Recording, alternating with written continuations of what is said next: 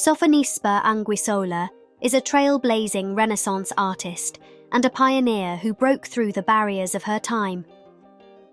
In an era where girls and women had very limited opportunities, Sofonisba stands out as a shining star and someone who broke through the constraints of her time, becoming a court painter to King Philip II of Spain, and corresponded with, and was even mentored by, none other than Michelangelo. So, let's get to know Sofonisba more together. Sofonisba was born in a time when Italy was bursting with new ideas, artistic revolutions, and a renewed spirit of discovery that marked the dawn of the Renaissance, a period that celebrated human potential and creativity. This was a time when famous artists such as Leonardo da Vinci, Raphael, and Michelangelo rose to fame. We'll get back to Michelangelo in a minute. It must have been so exciting to live during this time, witnessing the changes, transformations, and creativity. Sofonisba was indeed creative and, in a sense, lucky, being born into a noble family in Cremona, Italy, and having a very supportive father. This is him in the middle with Sofonisba's two siblings.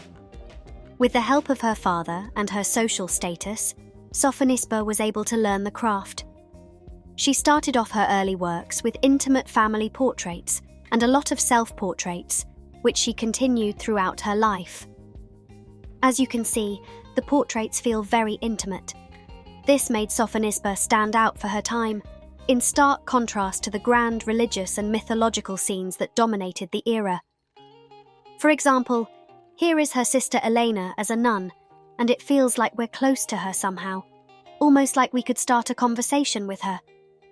This attracted noblemen to commission her paintings, so much so that she was invited, at around 27 years old, to become a court painter for King Philip II. Here, Sofonisba's art flourished. She painted royalty with a human touch, capturing their personalities with every stroke. She might have had a little help along the way from the master himself, Michelangelo.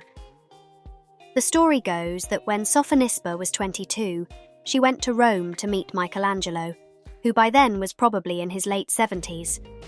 She showed him a drawing of a laughing girl. Michelangelo then challenged her to draw a crying boy. And so she did. Sofonisba sent him a drawing of her brother, Asdrubale bitten by a crayfish, as you can see here. Michelangelo liked what he saw and recognized her talent. I think he probably laughed and recognized the humor in her painting because he was indeed a bit cheeky himself. Look very closely at the ceiling of the Sistine Chapel and you'll see things you might not expect.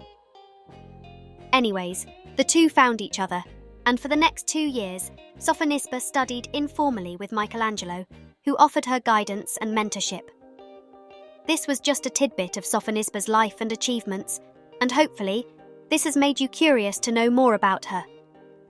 You can also check out our special art journey with Sofonisba, where you immerse yourself in her world of art without any interruptions and let her inspire you and your creativity. We want to end this video with a quote from a contemporary historian.